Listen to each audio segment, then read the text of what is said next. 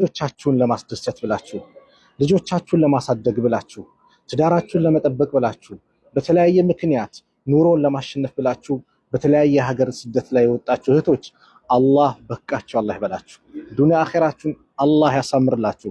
ሀገራችሁ ገብታችሁ የተመቻቸውን ዱንያ ያማረውን ቤተሰብ የምትመሰርቱ ለወላጆቻችሁ ደስታ የምታመጡ አላህ ያድርጋችሁ። አላህ ድካማችሁን አላህ ይቁጠርላችሁ። የሰራችሁትን መልካም ስራ አላህ በትልቅ ሐሰናት በትልቅ ምንዳ አላህ ይወፍቃችሁ። እህቶች ሐቂቃ በጣም ልብ የሚነካ ነው።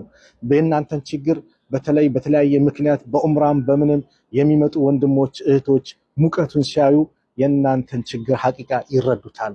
የእናንተን ስቃይ ያውቁታል። በዚህ ሙቀት በዚህ ከባድ በሆነ ሁኔታ ላይ ለፍታችሁ ደክማችሁ ለቤተሰቦቻችሁ የምትልኩት ገንዘብ እንደው ከባድ መሆኑን ማህበረሰቡ ይረዳዋል፣ ያውቀዋል። ሐቂቃና አላህ በቃችሁ ይበላችሁ። ከቤተሰቦቻችሁ ጋር በሰላም በጤና በአፊያ አላህ ይቀላቅላችሁ። ውድ እህቶቼ ይሄ ቀን ያልፋል፣ አብሽሩ። ይሄ ቀን ያልፋል፣ አብሽሩ። ሶብር አድርጉ። ዱንያችሁን አኺራችሁን የተስተካከለ አላህ ያደርግላችኋል። በአላህ ላይ ተስፋ እንዳትቆርጡ።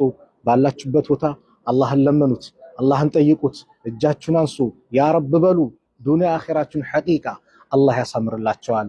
እህቶቼ አላህ በያላችሁበት ቦታ አካባቢ ሰላማችሁን ያብዛው። ሰላም አላህ አርጋችሁ። ትዳር የሌላችሁን አላህ ትዳር ይለግሳችሁ። ልጅ የሌላችሁን አላህ ልጅ ይለግሳችሁ። ቤተሰብ ይናፈቃችሁን ከናፈቃችሁት ቤተሰብ ጋር በሰላም በጤና አላህ ያገናኛችሁ። አላህ ይጠብቃችሁ። ውድ እህቶቼ ዱንያ አኺራችሁን ያማረው አላህ አርግላችሁ።